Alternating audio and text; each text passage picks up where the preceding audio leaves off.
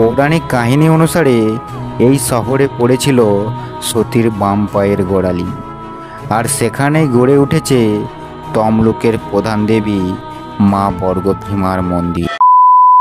তো বন্ধুরা, আমরা এখন দাঁড়িয়ে আছি মায়ের পবিত্র কুণ্ডে।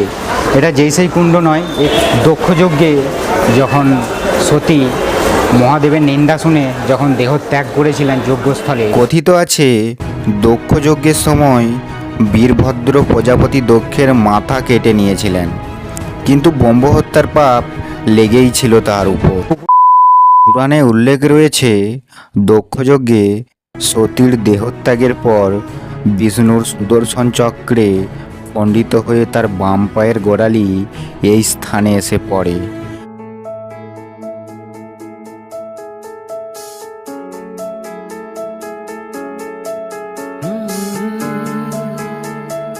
নমস্কার বন্ধুরা, এখন আমরা আছি পূর্ব মেদিনীপুর জেলার তমলুক শহরের বর্গভীমা মন্দিরে। কথিত আছে সতীর বাম পায়ের গোড়ালি এই মন্দিরেই পড়েছিল এবং তারপর থেকেই এখানে মন্দির প্রতিষ্ঠা হয়ে পুজো হয়ে চলেছে। আজকে আমরা চলে এসেছি তমলুকের বর্গভীমা মন্দিরে। এই মন্দিরের কী কী নিয়মকানুন এবং কিভাবে তোমরা আসবে, মন্দিরের প্রসাদ সম্পর্কে বিস্তারিত আমরা এই ভিডিওতে আলোচনা করব। ভিডিওটা তোমরা প্রথম থেকে শেষ পর্যন্ত দেখতে থাকো। ঐতিহাসিক স্মৃতি বিজড়িত শহর তাম্রলিপ্ত, বর্তমানে যা তমলুক নামে পরিচিত। স্বাধীনতা সংগ্রামেও অত্যন্ত গুরুত্বপূর্ণ ভূমিকা ছিল এই শহরের। আবার পুরাণ মতেও বিশেষ তাৎপর্যপূর্ণ এই তমলুক। পৌরাণিক কাহিনী অনুসারে এই শহরে পড়েছিল সতীর বাম পায়ের গোড়ালি, আর সেখানেই গড়ে উঠেছে তমলুকের প্রধান দেবী মা বর্গভীমার মন্দির।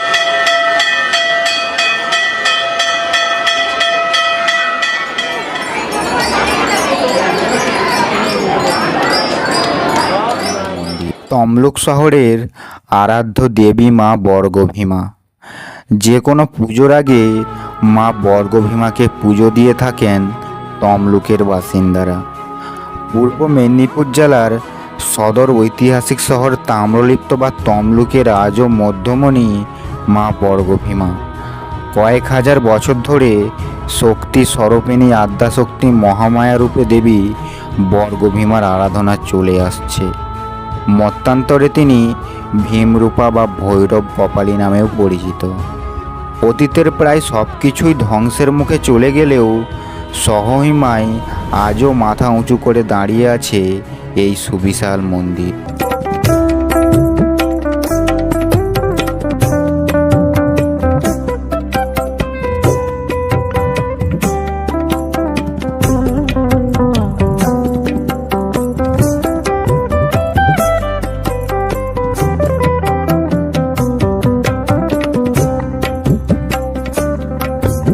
পুরাণে উল্লেখ রয়েছে দক্ষযজ্ঞে সতীর দেহত্যাগের পর বিষ্ণুর সুদর্শন চক্রে খণ্ডিত হয়ে তার বাম পায়ের গোড়ালি এই স্থানে এসে পড়ে, আর সেই থেকেই 51 পীঠের অন্যতম পীঠ হিসেবে তমলুকে দেবী বর্গভীমা রূপে পূজিতা হয়ে আসছেন।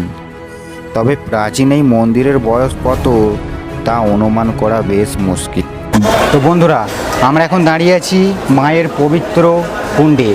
এটা যেই সেই কুণ্ড নয়, এই কুণ্ড নিয়ে অনেক কাহিনী আছে। বন্ধুরা, দক্ষযজ্ঞে যখন সতী মহাদেবের নিন্দা শুনে যখন দেহ ত্যাগ করেছিলেন যজ্ঞস্থলে, কথিত আছে দক্ষযজ্ঞের সময় বীরভদ্র প্রজাপতি দক্ষের মাথা কেটে নিয়েছিলেন, কিন্তু ব্রহ্মহত্যার পাপ লেগেই ছিল তার উপর। পুকুরে বীরভদ্র এসে স্নান করেছিল, ব্রহ্মহত্যার পাপ থেকে মুক্তি পেয়েছিল। বন্ধুরা, মহাভারতে উল্লেখিত আছে তমলুকের রাজা তাম্রধ্বজই এই মন্দিরের প্রতিষ্ঠাতা। কথিত আছে তমলুকের ময়ূরবংশীয় রাজা তাম্রধ্বজের রাজত্বে প্রত্যেক দিন জ্যান্ত শোল মাছের বরাদ্দ দেওয়া হয়েছিল। সেই মতো এক ধীবর রমণী রোজ জ্যান্ত শোল মাছের যোগান দিয়ে আসছিলেন রাজ পরিবারে। কিন্তু হঠাৎ একদিন ওই ধীবর রমণী লক্ষ্য করেন তার সবকটি জিয়ানো শোল মাছ মরে গেছে। তখন তিনি কি করবেন বুঝে উঠতে না পেরে মনের দুঃখে বনে বসে কাঁদতে শুরু করে দেন। কিছুক্ষণ পর সেখানে এক মহিলা তাকে জিজ্ঞেস করেন কি হয়েছে। তখন ধীবর রমণী জানান তার সমস্যার কথা। এরপর ধীবর রমণীকে সেই মহিলা বলেন সামনে কিছুটা এগোলে যে বন পড়বে সেখানে একটি জলের কুণ্ড রাখা আছে। সেই জল যদি ওই মাছের গায়ে ছিটিয়ে দেওয়া যায় তাহলে মাছগুলি ফের জ্যান্ত হয়ে যাবে। পাশাপাশি এই কথা রমণী যাতে গুণাক্ষরেও কাউকে না বলেন সেই কথাও জানিয়ে দেন ওই মহিলা। তৎক্ষণাৎ ধীবর রমণী তা করে হাতে নাতে ফল পান। এবার থেকে তিনি রোজ রাজাকে জ্যান্ত শোল মাছ দিয়ে আসতে লাগলেন। বেশ কিছুদিন পর রাজার মনে সন্দেহ জাগে, রোজ কি করে ধীবর রমণী এইভাবে জ্যান্ত মাছের যোগান দিয়ে চলেছে। এমনকি অসময়েও একইভাবে জ্যান্ত মাছের যোগানের রহস্যটা কি তা জানতে ধীবর রমণীকে চাপ দিতে থাকেন রাজা। প্রথমে ধীবর রমণী কিছু বলতে না চাইলেও তাকে ভয় দেখিয়ে জোর করে রাজা আসল সত্যটা জেনে নেন। রাজা ঠিক করেন তিনি নিজেই একবার হাতে নাতে পরীক্ষা করে দেখবেন। সেই মতো ওই ধীবর রমণীকে নিয়ে রাজা জলের কুণ্ডের কাছে গেলে দেখতে পান জলের কুণ্ড নেই, সেখানে পড়ে রয়েছে একটি পাথরের উপর শিলাখণ্ড।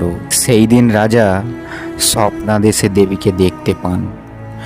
তারপর রাজা সেখানেই মন্দির প্রতিষ্ঠা করেন, যা আজকে দেবী বর্গভীমা রূপে পরিচিত। সেই পাথরের উপর শিলাখণ্ড আজও দেবী মূর্তি হিসেবেই পূজিতা হন।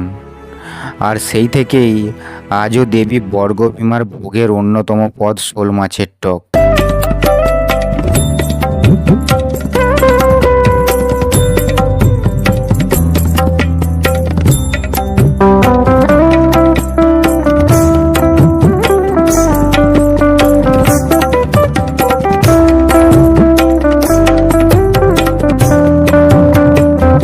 দক্ষযজ্ঞে প্রজাপতি দক্ষ শুধুমাত্র মহাদেব ব্যতীত সমস্ত দেবতাদের নিমন্ত্রণ করেছিলেন। দেবী সতী যজ্ঞাস্থলে মহাদেবের নিন্দা সহ্য করতে না পেরে সেখানেই প্রাণ ত্যাগ করেছিলেন। তারপরেই মহাদেব তাণ্ডব নৃত্য শুরু করেন এবং তার জটা থেকে জন্ম নিলেন বীরভদ্র অবতার। মহাদেব এই বীরভদ্রকেই দক্ষযজ্ঞ নাশ করতে পাঠিয়েছিলেন। বীরভদ্র মহাদেবের আজ্ঞা অনুযায়ী দক্ষযজ্ঞে গিয়ে যজ্ঞ বিনাশ করেছিলেন এবং প্রজাপতি দক্ষের মাথা কেটে যজ্ঞে আহুতি দিয়েছিলেন। তারপরেই সেই যজ্ঞস্থলে আসেন মহাদেব। তিনি সতীর দেহটি তুলে কাঁধে নিয়ে তাণ্ডব নৃত্য শুরু করেন। মহাদেবের এই তাণ্ডব নৃত্যের কারণে যখন সমগ্র সৃষ্টি ধ্বংসের মুখে, ঠিক সেই সময় পালনকর্তা বিষ্ণু তার সুদর্শন চক্র দিয়ে সতীর দেহটি 51টি খণ্ডে খণ্ডিত করেছিল।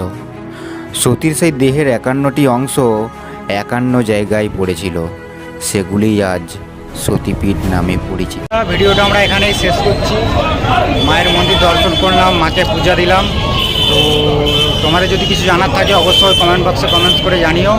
আর ভিডিওটি ভালো লাগলে অবশ্যই লাইক কমেন্ট শেয়ার করে দিও। এবার বাড়ির দিকে রওনা দেবো, অনেকটাই দেরি হয়ে গেছে, অনেক দূর যেতে হবে।